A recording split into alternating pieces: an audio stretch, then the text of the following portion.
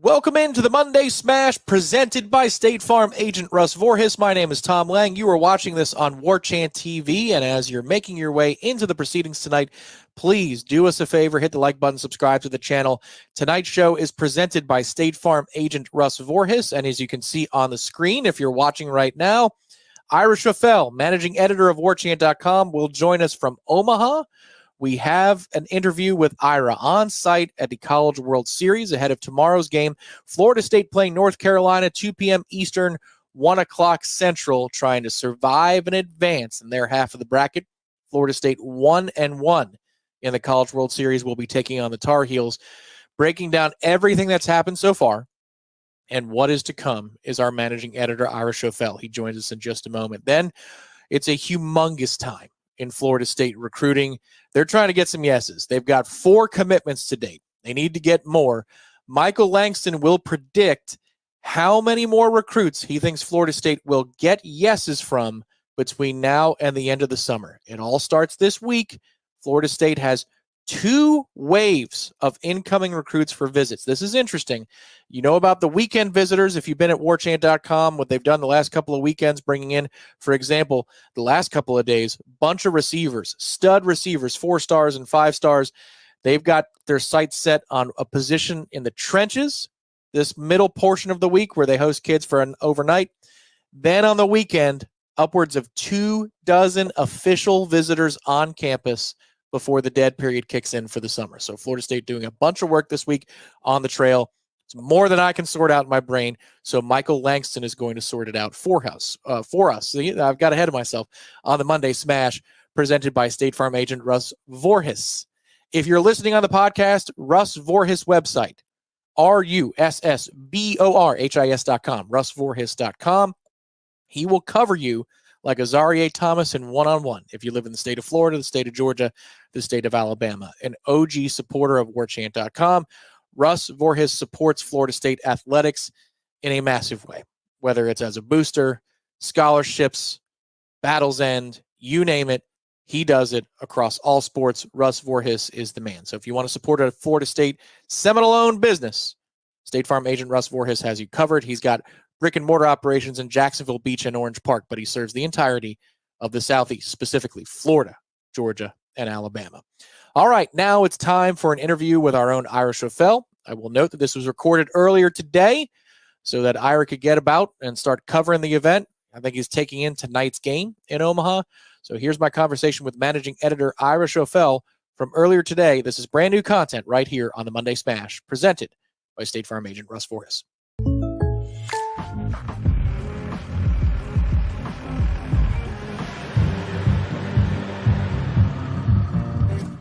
Contact Russ Voorhis for an auto quote today.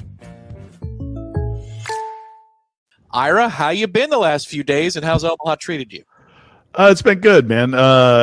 Friday obviously was devastating, and then Saturday, I think that we were around the team a little bit. I went over to the team hotel, talked to a couple of people around the team, and talked to obviously Link Jarrett, and they were devastated. And I don't think they knew how they were going to come back out on Sunday, and they really gave them some time off. A few guys went and took some swings in the cage, and I think the pitchers did their work. But for the most part, they kind of let the team just have some time to decompress. And Sunday morning they go back to the park around 10:30 or so, I guess. They had breakfast that morning. Then they go to the park at 10:30, take BP. And Link said he could tell, like there was, just being back in the stadium again, playing baseball again was good for them. And then, they played great and dominated that game against Virginia, and so they're still alive. So that's cool. I don't know when people will ever get past what happened Friday night against Tennessee, but it was cool to see the way they responded. It's funny. I get fired up because we've come so far from Friday night, and I see you're out in Omaha, and I can almost feel it.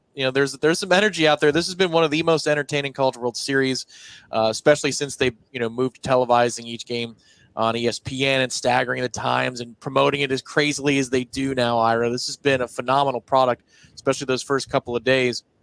And it feels like it's been a million years since the Friday game, but we do need to go back into the depths of how it felt and what it was and what you saw because, you have a big lead going. You got a couple innings to go, 4-run lead. You got an inning to go. You got a 3-run lead.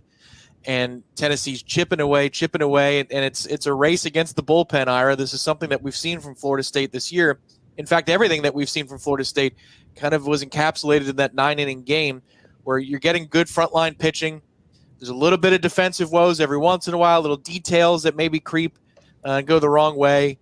And then the bats come to life. They respond. They respond to the adversity. They show incredible mental toughness. And then the bullpen has issues. So take me through the emotions of the crowd, what it felt like in the press box, and then we can get to obviously the check swing in just a moment. But what was it like that night?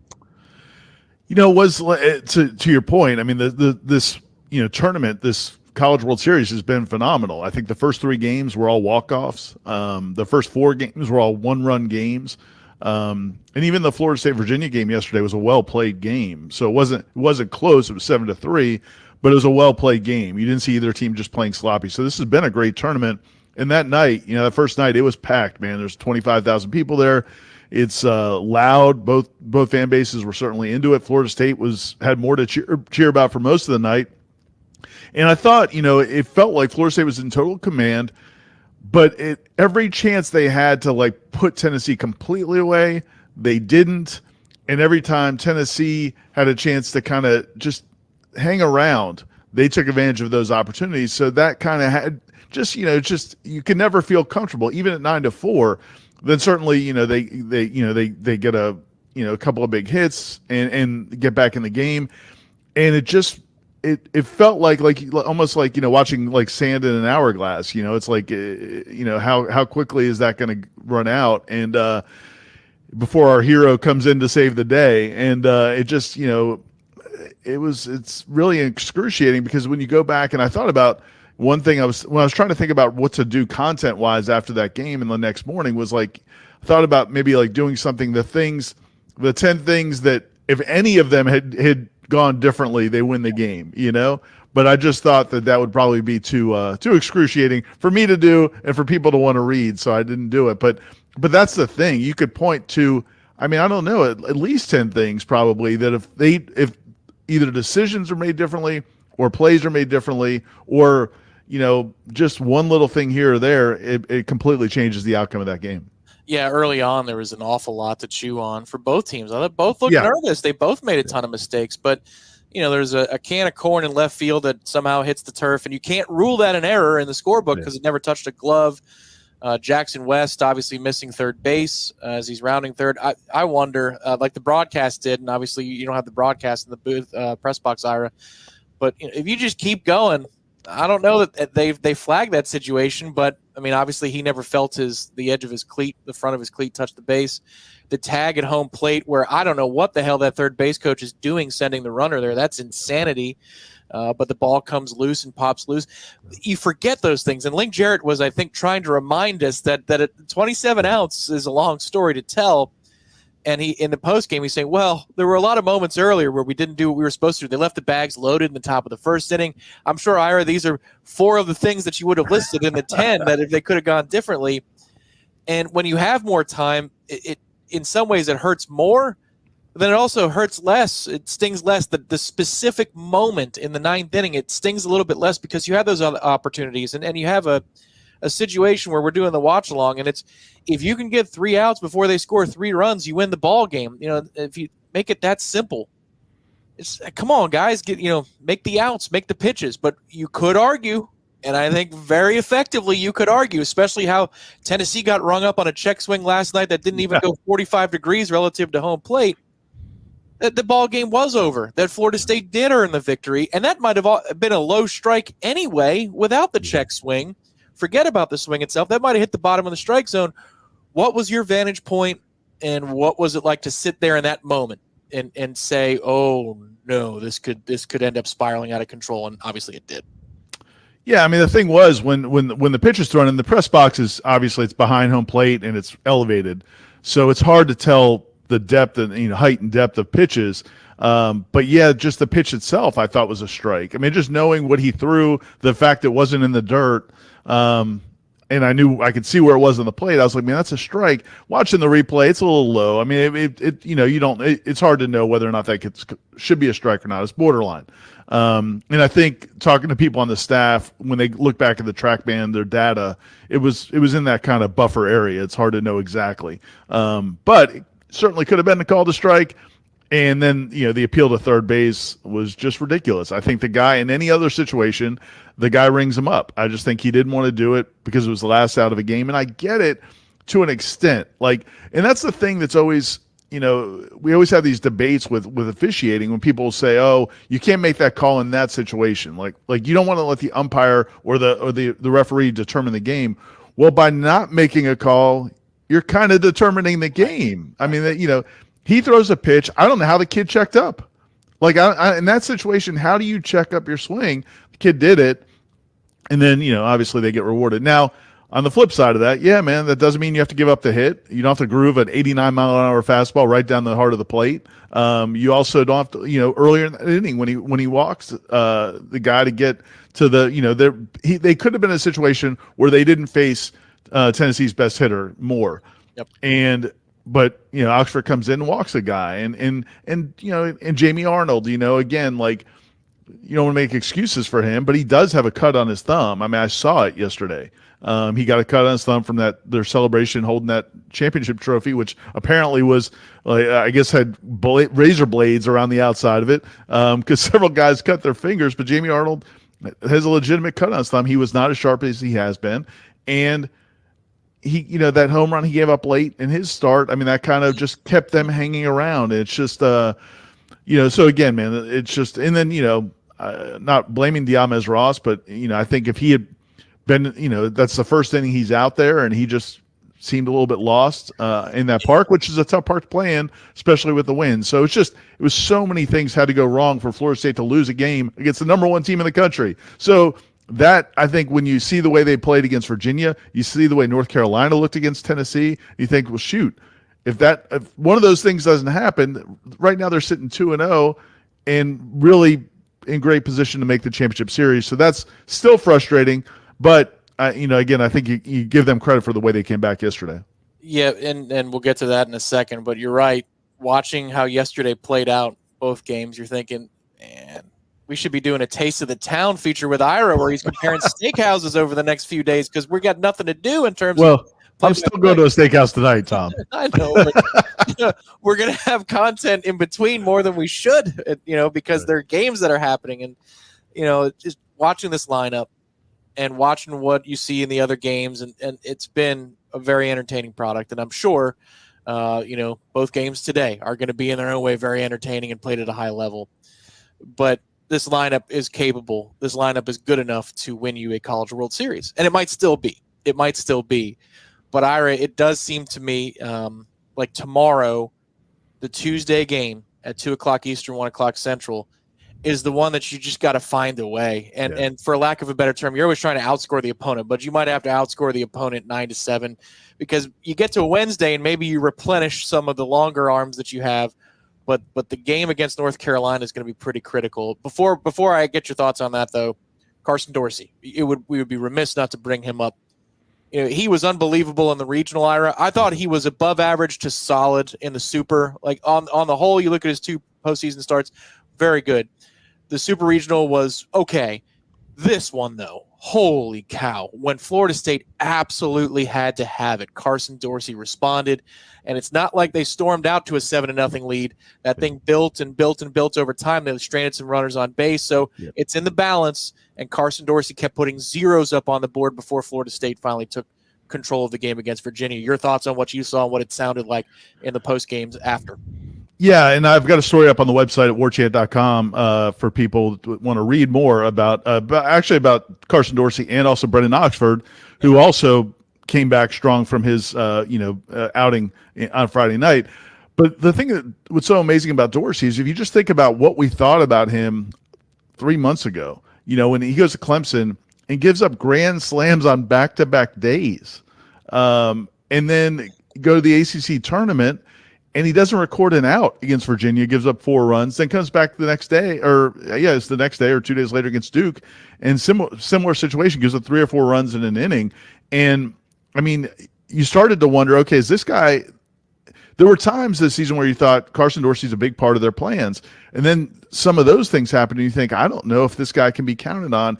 And then you start asking, well, is it home and away? Maybe it's the problems that, but I really think they identified the problem is he's not a reliever. I mean, he needs to be a starting pitcher who knows how his whole week's going to be mapped out, who has time during the course of a game to work through things and really kind of get all of his pitches working. And that's what we saw yesterday. I mean, he was masterful, including that 70-mile-an-hour curveball that now he's dropping in there on occasion, which is just really cool. And so he had 4 pitches yesterday and was really dominant. And then to the point you made earlier about pitching through traffic, I thought that was the most important thing. I mean, they got 2 runners on base, I think at least twice, maybe 3 times.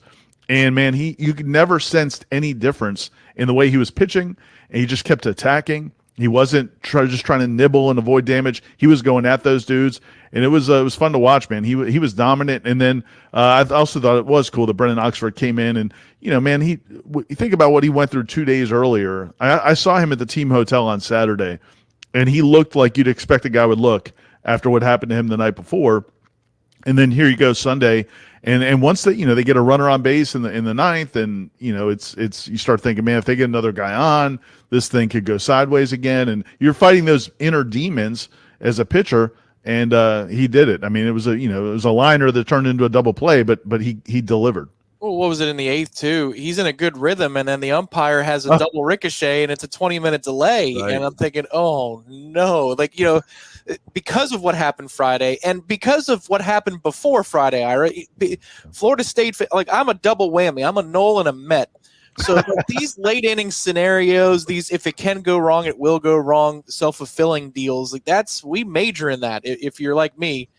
And then it happens again on Friday. And so you're just looking around every corner, assuming you're going to see the boogeyman. Right. And when you have the situation with the umpire happen, and I'm glad he's okay because that hit him square underneath the jaw. I know. I was kind of mad he stayed in the game because I'm like, man, can you see straight? Because we need strikes called. And the first pitch that Oxford delivers is a pretty good one. I know. It was funny while we were sitting there during the delay, and I said we were looking. I mean, honestly, I was thinking the same thing. I was like, man, that guy, it was like a Tyson punch right to his jaw. And but I thought to myself, you know what? Maybe it'll work out where he's like, you know what? Let's just get this over with. The game's 7-2 at the time. Right. Anything close, I'm calling a strike. And then, like you said, first pitch, he calls a ball. I'm like, dude, come on now. And it was a good pitch. I know he needed to go Frank Drebin on it, Ira. About 30 feet away from home plate. Before it even crosses the plate. But they do respond. They can start to believe a little bit, Ira. And I heard the same thing you did. Now you were seeing it for yourself with your own eyes. But I'm checking in. I'm texting up there in Omaha to a couple of mutual friends, and they're like, I don't know how they are destroyed by what happened on Friday.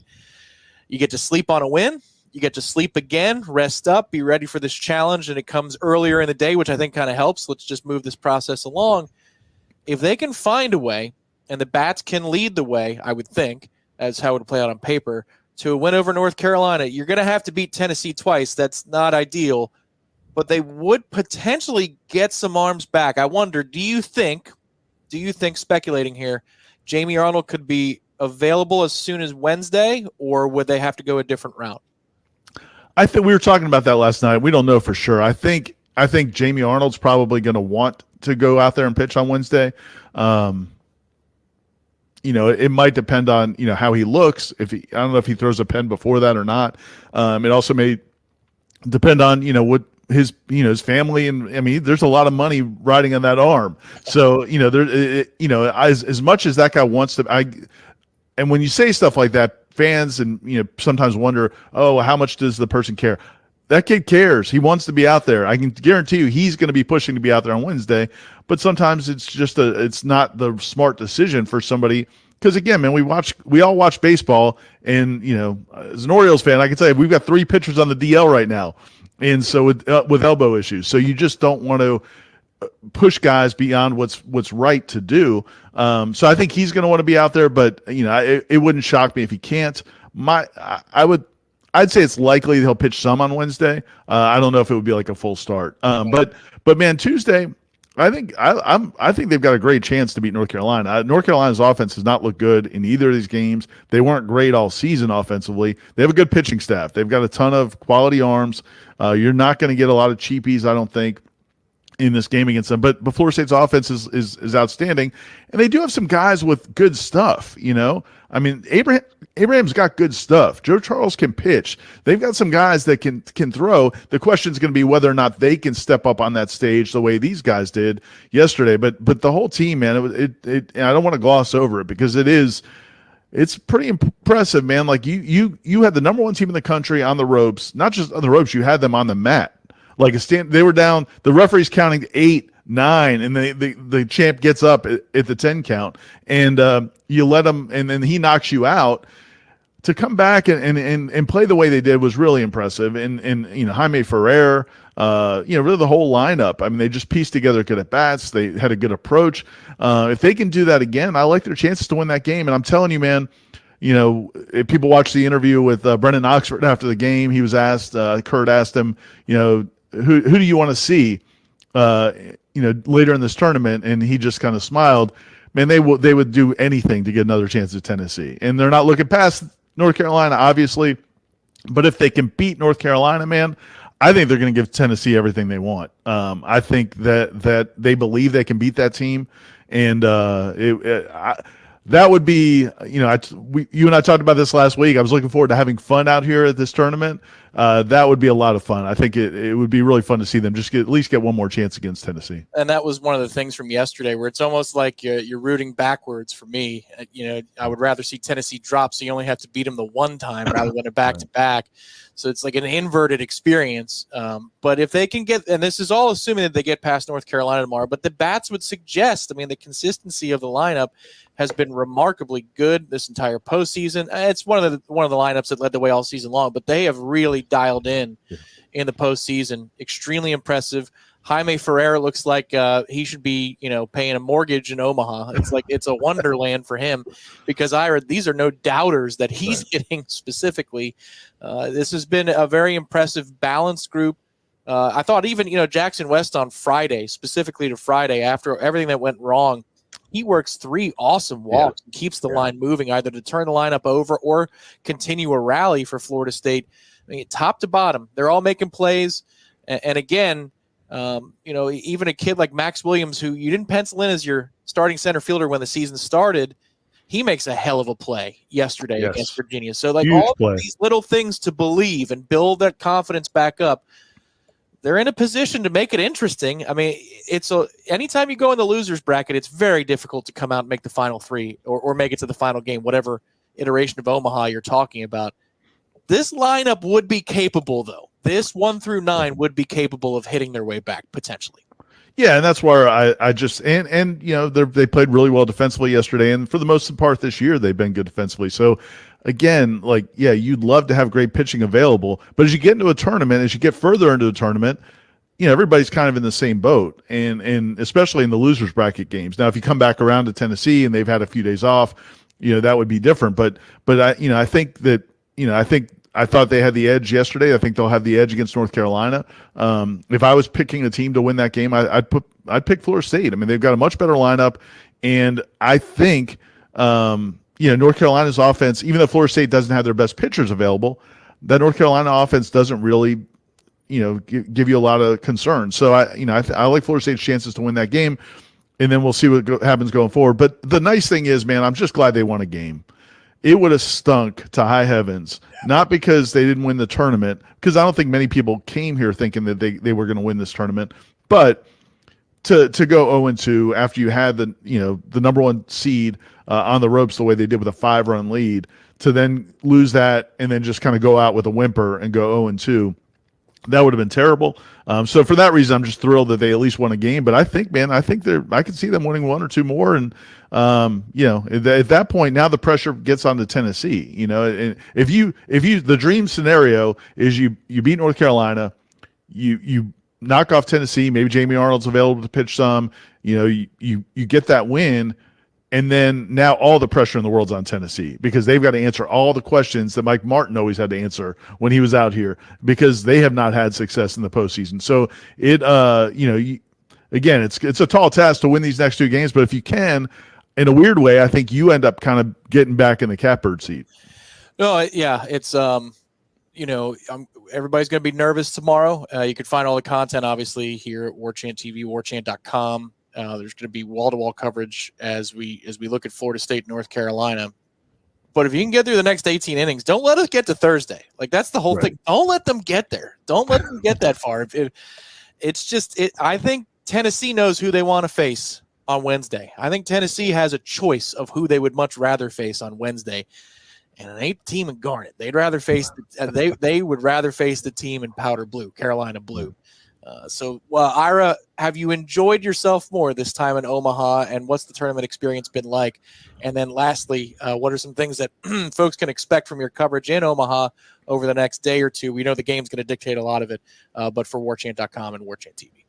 Yeah, no, I have enjoyed it. I had a good time, and other than the press conferences where we apparently will never get a question in to link Jarrett, but thankfully he took care of us yesterday and spoke to us afterwards. But yeah, no, it's been great. The games have been outstanding, and I've been able to I've made myself spend a little more time kind of watching some of these other games. We sat in the stands and watched Texas A&M beat Florida. That was a lot of fun. I mean, that was the catch that kid made in right field. Good grief! I don't know. And then when he made it, we were in the stands at that point, and I was like, dude, how tall is that guy? And I found out later he's 6'6". Like, if he's a 6-foot outfielder, unless he's got like some crazy vertical, he's got no chance of that. It was just amazing play, and I know everybody watching this was elated to see Florida go down. And that's kind of the other nice thing, man, is and again, by the time this airs, we actually had this conversation earlier in the day, so you guys could get for tonight's smash. But if Florida could get eliminated before Florida State, that would also be a nice twist. As far as what's coming up on the site, I think it's like I said, if you go to the site right now, you can see the story about Carson Dorsey and Brendan Oxford. We'll have another story looking ahead to this North Carolina matchup, and then also I may do a column that kind of some big picture stuff going into that game in case that is the last game. You just never know in a tournament format. So plenty of coverage coming from out here in Omaha, and then the game is Tuesday afternoon, and we'll have wall-to-wall coverage of that as well.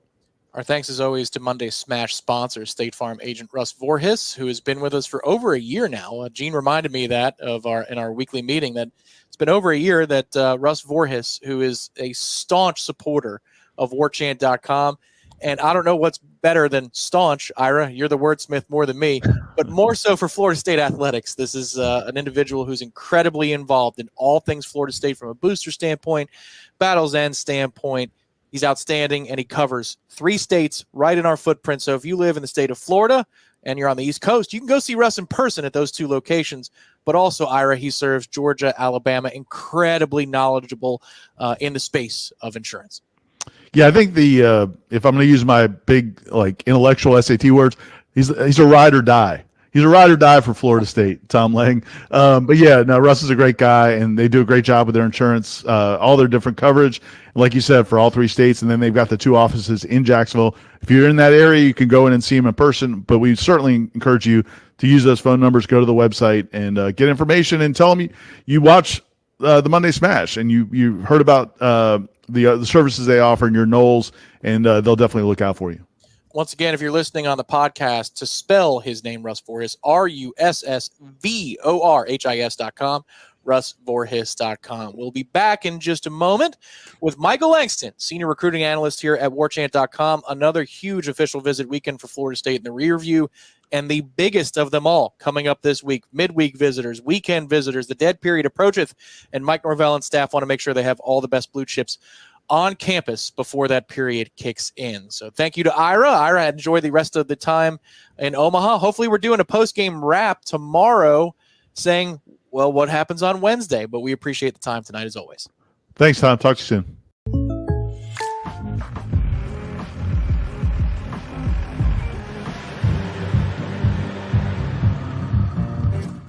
Contact Russ Voorhis for an auto quote today.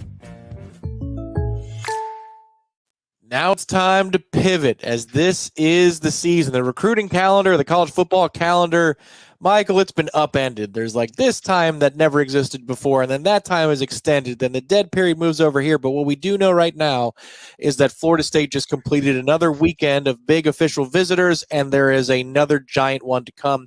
He is the senior recruiting analyst for Warchant.com. His name is Michael Langston, and today is his birthday. Oh gosh. Happy birthday, Michael. Welcome to the program. See, that's what happens when I tell Tom secret stuff. I get that. I appreciate that. I appreciate all the birthday wishes, everyone I've gotten. It's been incredible, but I can't thank people enough. I wish I was only 25. So I mean that's good, but I'm excited and excited about recruiting. It's really cranking up, and I think the thing before I start would be just pause, guys. Calm your nerves. Yes, I know they sit at 4 commits. It will not stay there. I expect a pretty busy late June and July for FSU when it comes to decisions and good news. So I think it's coming. I know people are getting kind of antsy because they see all these different schools adding guys, but I want to get that out of the way that I feel confident based on the intel I got that they're going to get some good news. So as you said, everybody hold your horses. That's what the birthday boy says. He gets his wish. Everybody hold your horses. But I will ask you a related question, Michael, because we have these great features on warchant.com and the premium recruiting board where they can ask you, members, subscribers of warchant.com can ask you questions, get a little bit more access, more in-depth answers. I want to bring a couple of those questions to the table here just for the Monday Smash audience to get a little taste of what it's like to be a subscriber of warchant.com. So you're saying everybody pump the brakes, 4 commits, but more good news is coming. One subscriber from Warchant, Jerry Santana from Rosa Beach, wanted to know, how would you compare this cycle to maybe a cycle from last year? Like where is Florida State trending versus the way they were last year?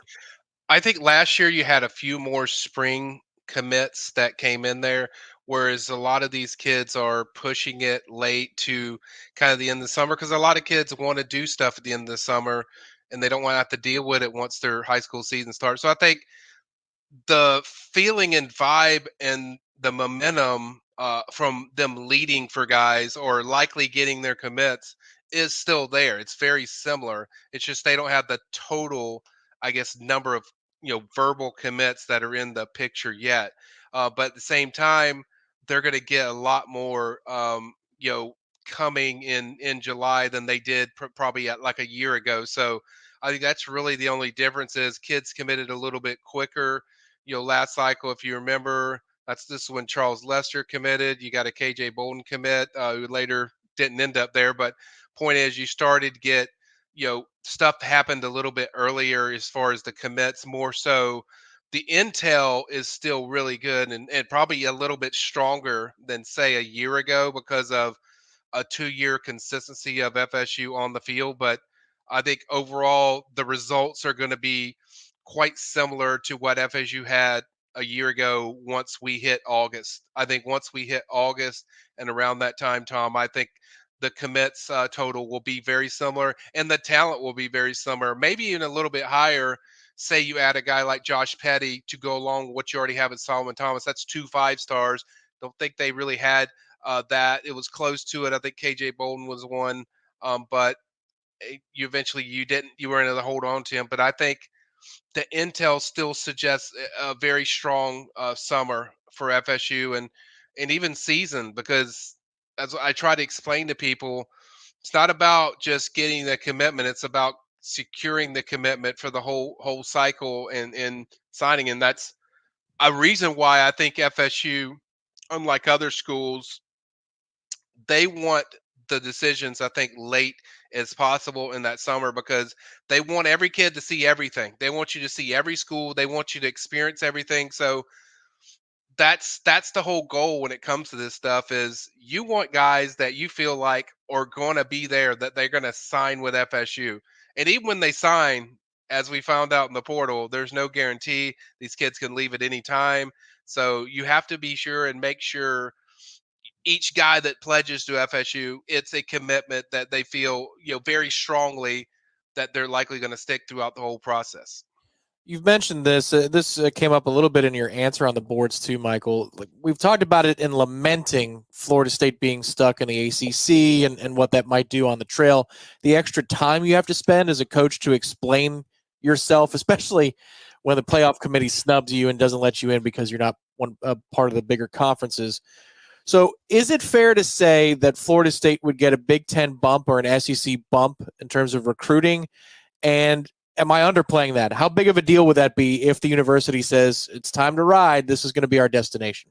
Yeah, or the umpire can not give you a strike call and blow your game and make you lose the game too. So it feels like, I'm not a conspiracy guy, but it feels like whatever FSU does, it's like they have to do more than the regular person. So, but as far as the conference, yeah, it would be a massive boom. It doesn't matter if it's the SEC or the Big Ten. I think the bigger boom would be the SEC. That makes sense. Geographically, SEC's on TV all the time. Everyone talks about it. Kids talk about it. To be in that league, to know what value FSU shows. I mean, you could almost say at sometimes, like, is FSU even in a league? Because do kids talk about ACC when they talk to me? Not really. They just talk about the product of FSU. So I think if you're in a big time league where you're playing the Georgias and the Tennessees and those type of teams, Alabama, whoever, Texas A&M, I think that's a big deal to a lot of kids, and it definitely hurts them. I'm not going to sugarcoat it. It hurts them that they're not in a top tier league because a lot of kids aren't going to FSU because they're in ACC. Kids are going to FSU because of the product and what it is. It's one of the most traditionally rich football programs anywhere in college football. So that's why they're going there. They're not going because of some prestige of the ACC. It's so yes, it would definitely give them a nice sizable boost. Now, will it be felt immediately? Probably not until going through that full cycle of the season, but the following years it would be massive. It would be a massive juice, and it would be something that I can tell you the Florida Gators would not be excited about because that's the one thing they use against FSU all the time is, hey, look at the league we play in, look at the league they play in. It doesn't matter what Florida does on the field. It's about the league and the who you're surrounded by and kids are seeing that. I mean, I've seen some kids just go to an SEC program because of they know the competition they're going to play. They know they're going to get eyes on them. They know uh, now they might be sold on some of with the programs, but I think overall a lot of it is the draw of that conference and just the buzz that conference gets, and we've already seen it of the SEC is going to get a pass for ESPN and other places that other leagues just won't get. Yep. It's factual. It shows consistently. Yeah, that's one thing that you think it ends with. At least you think. You wouldn't. I wouldn't. People will say, let me rephrase that properly. People will say it's going to end because you have a 12-team playoff. No, Yeah. because the at-large spots. So if you're 10-2 and you're Florida State and not a conference champion, or you're 10-2 and you're Ole Miss or Auburn, who's it going to go to? And that's the coaches would be foolish at those institutions to not bring that up. So it's time that question ends. Not that we can fix it or anything, Michael, but yeah, this is something that's real. It's a real thing. Now, what is also a real thing is this weekend, this upcoming week in general for Florida State is extremely important. The names are massive. This is something that they're building towards. It's a crescendo of June and this particular recruiting period. If you don't mind, Michael, walk us through what this week is going to be like, because I know it's not all staggered to say they're getting here on Saturday and it's going to be a mess. They've got a build that happens as early as midweek, correct? And it keeps going. Yeah, they're hosting a kid today. Official visitor, 6'9", 6'10", offensive lineman, Jahair Jackson. Now, I don't think there's a massive push that they have to want to get him definitely in the class, but it just kind of starts with that. Then you have Wednesday. There's 5 more guys. Could be more than that, by the time we get to Wednesday, because a lot of things, I've seen in my history of doing this is, you really don't know every single guy that officially visits until probably a day or so before they go, and sometimes it's the day before they might add one guy in there. So you got 5 official visitors. They arrive Tuesday morning, so they get there Tuesday morning. They wrap up 2 days later. So that the day that they're wrapping up, the following day you're getting the massive group of the 21st arriving on the 20. Then so you wrap up on the 20th for the midweek guys, and then you jump right into it. So I can tell you this, guys, knowing how they do these official visits, there's going to be a lot of planning. Good news for FSU is they have a ton of correspondence support staff that handle a lot of these plannings, and I can tell you guys, I mean, you guys might think it's silly because you might just think they show up and they've wine dine them and all that stuff, but there is a plan for every single guy, whether it's the personality of the recruit that's coming in to mesh him with the guy at FSU, that personality fits them, or just things that they know is going to hit. That's important to them, whether it's development, where you can get people around them, certain guys to talk to. There might be a kid, some kids that academically, that's a big thing. So you really, pitch kind of the advantages of what FSU offers to their student athletes and academics. And then some just, I would say the majority of them, Tom, is about being around the players.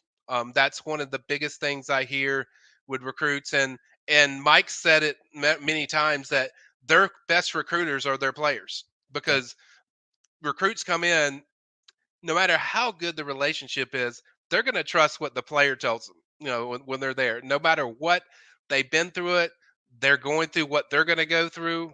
They trust what they're saying because they're straightforward. And that's really their players have helped recruit so many kids and land so many top kids because of kind of the culture that Mike's put in place. But it helps to have coaches that are the way they interact with each other. It's a really close brotherhood, and so that helps. But the main meat on the bone is the players, and so there will be a lot of planning. So I just want people to understand, like, the amount of hours that goes into. I don't care if you're hosting 5 guys or you're hosting 22 or 23 like they will on the 21st.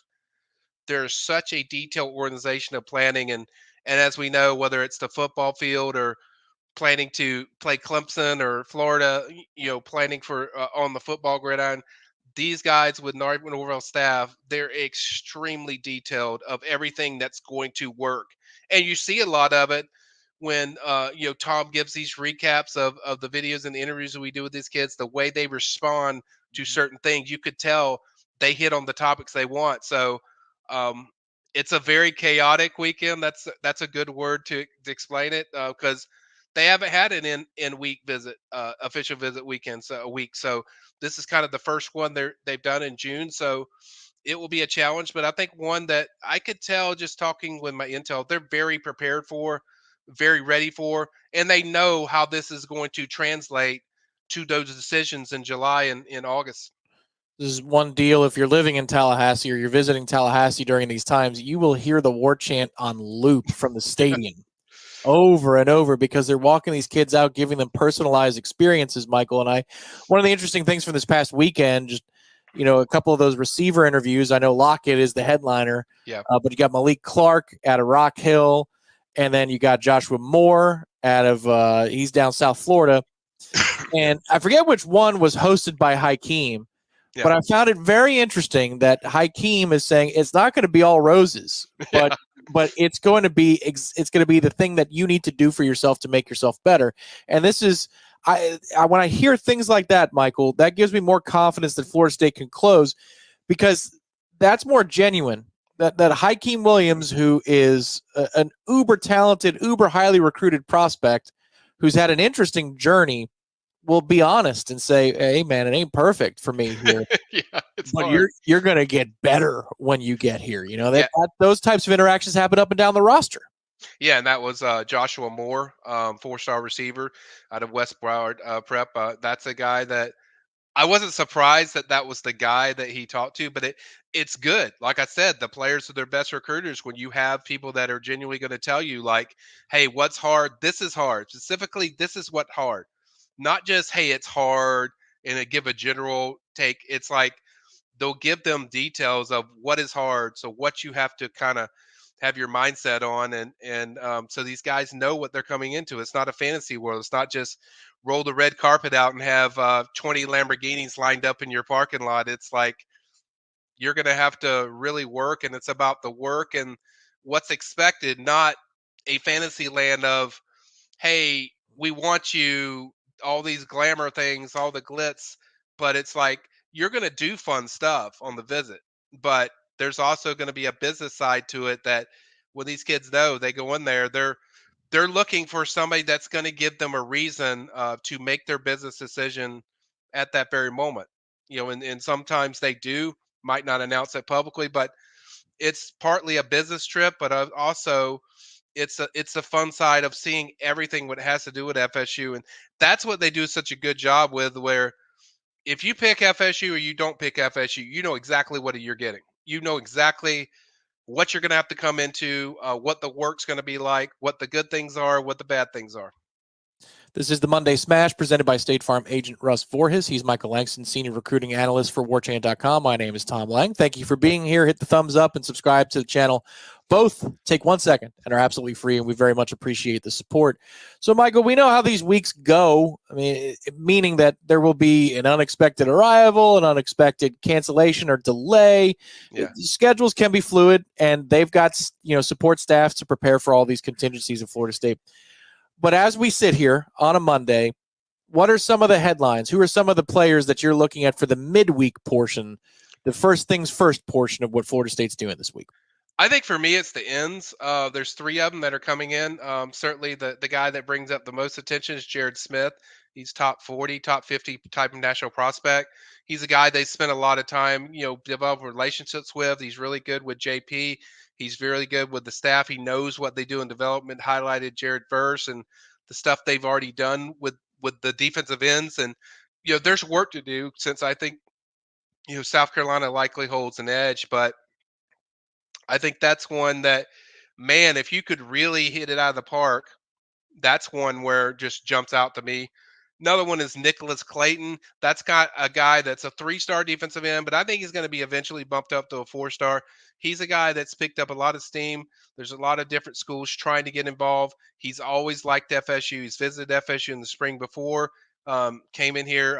There's a high. I always say there's certain kids that covet FSU, and I think he's one of those kids. So you could certainly make a big splash with him. We know kind of where they sit with a guy like Zion Grady, who's a 4-star. I think they're in good position for.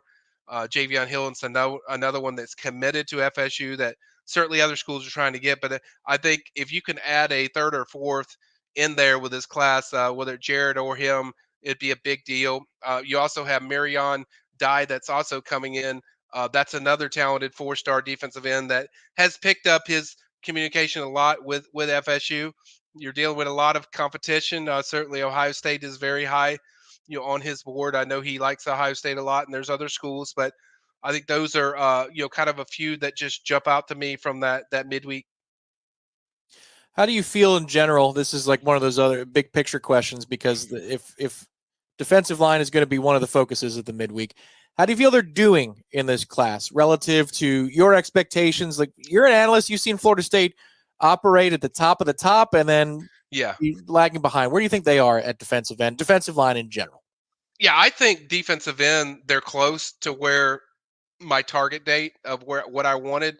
Like I said, I think they're in a good position with Zion Grady. I think they're going to get Javion Hillson the stick. I think certainly Texas and UCF are teams that have pushed, but I think if you keep him and then you add Grady, and then you add one more guy, kind of the guys we're talking about. You also have Jalen Wiggins, who's going to visit. He's a local kid, defensive end. That I think if you could add just the 3rd guy, I'm more concerned with the 3rd guy right now than I am for the edge position, than I am just the overall feeling of the position. I think defensive tackle for me is really the one that we don't know about, because I think they are going to, very likely land a guy like Myron Charles, who visits on that final weekend in the summer. I think that's a guy they land. But after that, who they land, and I think they do need 2 or 3. So that's a place that I'd like to see more expanded board and expanded kind of excitement of hey, they're going to get more there. I think if they do that and they add a 2nd guy, I'd feel good. Like, for defensive end, I think you want to have 3. For defensive tackle, I think you definitely want to have 2 solid ones. So they do host some guys, but out of those 2, for me, it'd be the tackle. I want to see a little bit more there. I like how things are trending with the linebacker position. I know that's one that always gets fans stirred up. think you already have Ethan Pritchard. I think they're likely going to land Tavion Wallace. That's one that I feel good. And then if they can get a third one, that'll be a knock out of the park type of job by Randy. Certainly a massive turnaround based on what we've seen in the forward. But I think certainly with DB, Surtain's killing it. So I'm not really remotely concerned about that or the safety position. And then you get to kind of the wide receivers. We already discussed a lot of those guys. Um, I feel good about their chances of they're having a good shot with Dalen McClutchin out of Texas. That's a guy that I feel like has been coveted. I think FSU, USC have kind of been the teams that I've heard the most, but I think FSU relationship wise is a little bit higher. And I think so they sit in a good spot there. And then the guys you just hosted this weekend, Malik Watkins, I think that one really depends for me is how hard they push. I think that really depend on that. And then Khalid Lockett will be a tough one, but Khalid is definitely saying all the right things to and I would say this, like this is the first time all weekend that when Khalid visited that I got the sense from my FSU contacts like this is real. Like this could happen, you know.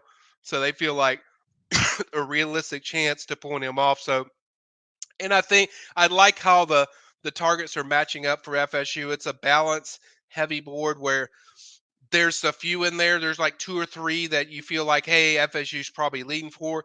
And then you have a few in there that are right there 50-50 that they have a good shot with, but you don't know for sure. So I think everything else is measuring up. I just want to see more from that defensive tackle position where it's more than just one. I mean, one guy is really good, but I think they need multiple guys in there based on what they could lose the following year.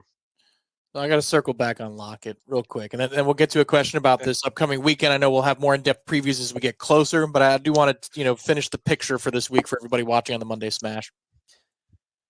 Part of me wonders, Michael, is he just trying to drum up interest to make it more fun for himself to choose Texas, or is it real? And so you're telling me that Florida State doesn't believe it's the former. They think that maybe this thing could be for real. Like they might be making some inroads here. There's some indications they got during that visit, whether it's been Friday, Saturday, there's something in there that they felt with people they trust that there's something real in there that, as Kalik said, it's going to be really hard to tell this team no. And I think a lot of people will take that twofold, like, well, you're saying that, and then you can just pick Texas. But it's also like you could use it the other way where it's like, I love you, Texas, but damn, I feel different when I'm here. So I think it's one where there's some seriousness. Like I said, guys, if I didn't hear that, I would have not have shared that, on the site where I felt like this is the first time I've heard that. So I think there's some real genuine movement. Well, will it be enough?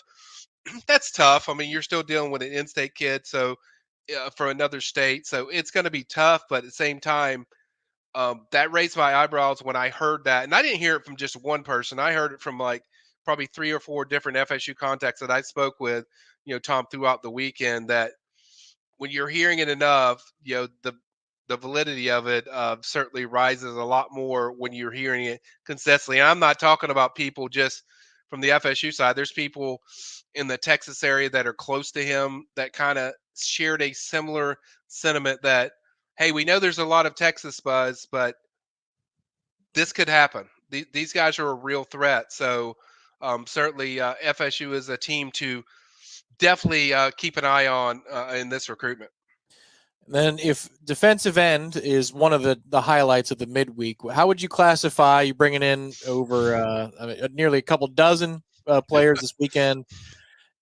Is it multiple positions? Is there one headliner that clearly they're attacking? How would you make sense of what's to come this weekend in Tallahassee? Man, it is like 100 storylines. I feel like it's like a 3-part official visitor weekend. And it's not because of the number.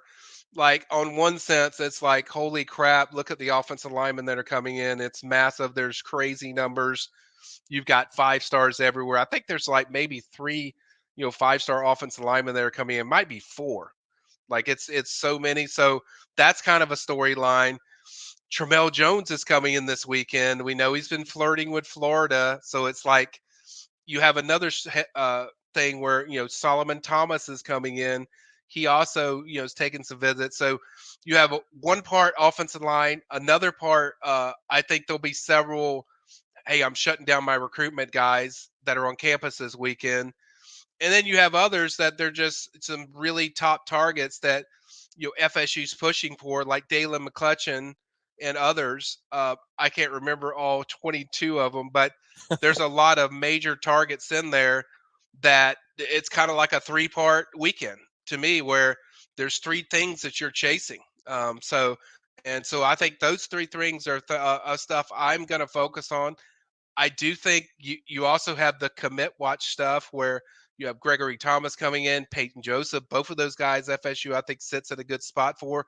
So there's so many dynamics where you do 100 different storylines with this weekend, but the big gist of the whole thing is it's a massive weekend, and not just in numbers, it's massive because of what I think can come out of that weekend, where you're going to get some pledges that are I feel confident saying there's going to be several some pledges that come out of this weekend that are visiting FSU.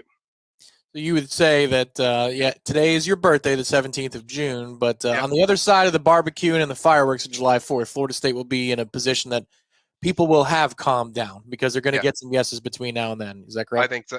Correct. That's really correct. And I think, like I said, Tavion Wallace is this weekend, Gregory Thomas, Peyton Joseph, Josh Petty. Those are all guys that I feel like FSU's in a good position for.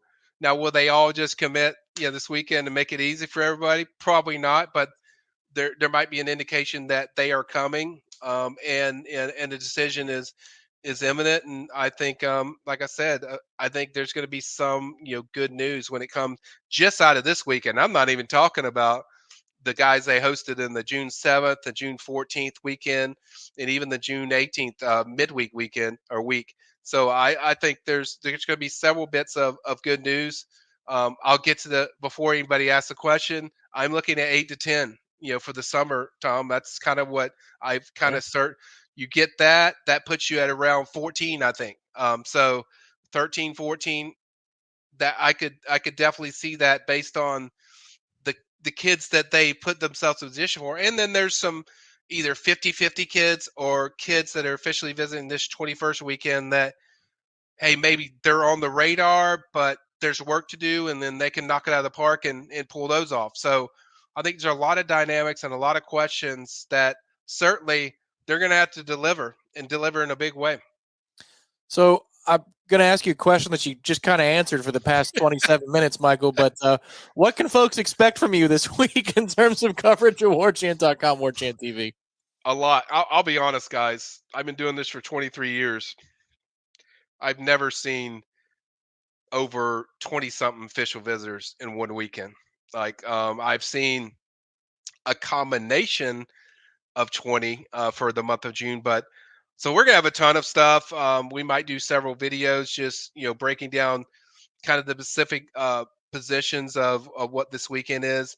Certainly, we'll have a big preview when it comes to the upcoming weekends. Also, have a piece that's coming out later that we're gonna talk about just where the class stands from a commitment standpoint of guys they already have committed, but also guys that are trending up and down. So there's a lot of stuff that we're gonna jump on. The camp seasons for the most part is pretty much over. So now this is a part of official visits in June. So we're going to be extremely busy, and trust me, I do expect to do a lot of different good news videos with Tom, down the line, whether it's Tom or Ben or somebody, but I do expect that to come up. I do think most of it will happen in July, Tom. I think most of these kids will officially visit, get their ducks in order, just get everything lined up. And then in July, I think that's the time that you're going to see, the pledges start coming in.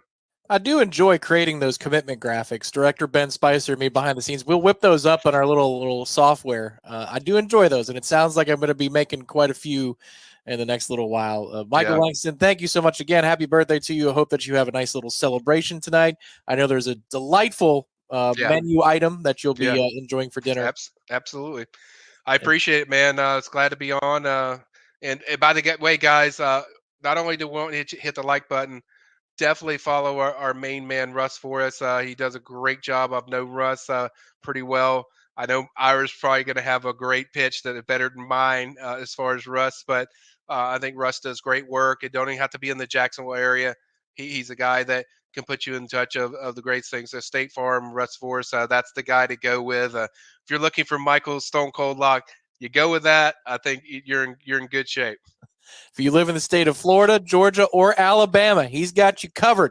Yep. He's got you covered like Azarie Thomas in one-on-one. That's what State Farm agent Russ Voorhis has for you.